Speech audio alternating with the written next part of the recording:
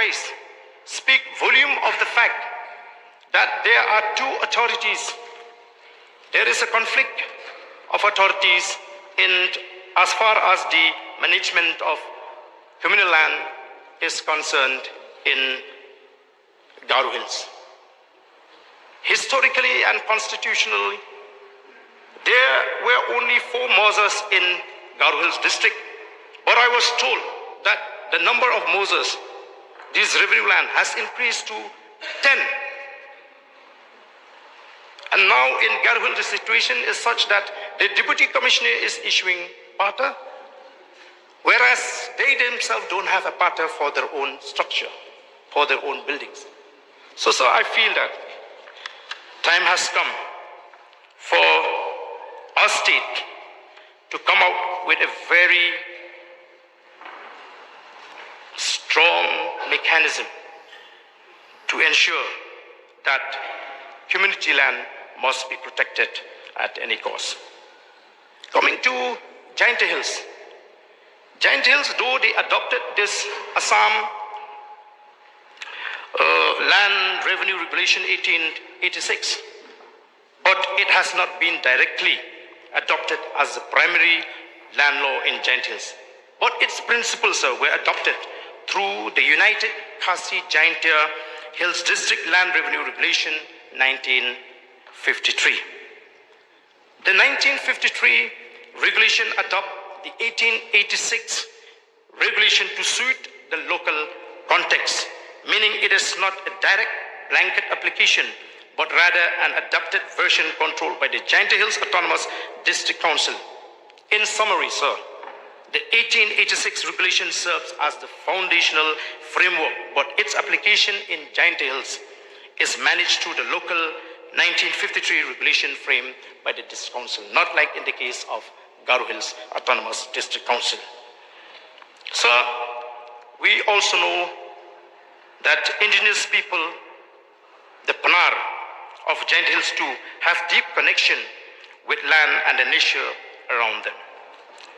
Very often, sir, when we speak about land grabbing, we tend to think that this is a story of outsiders who grab the land of the indigenous people for the selfish interests, and the case in point are the cement industries in the Narco area.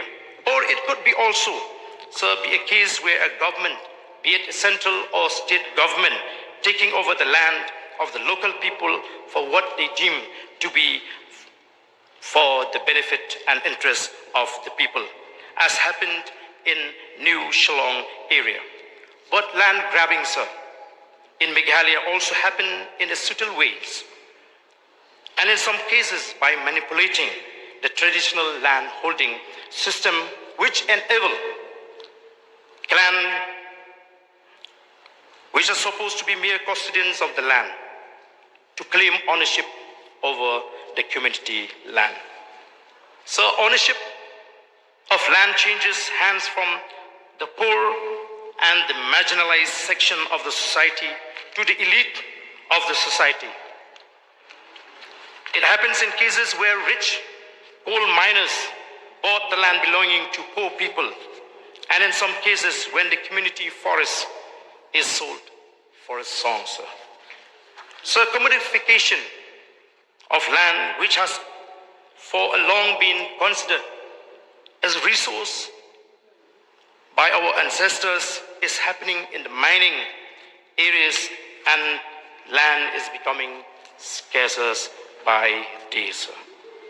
So land which by tradition is considered a common resource is now being commodified, and land ownership is concentrated, as I've said, only among few powerful individuals.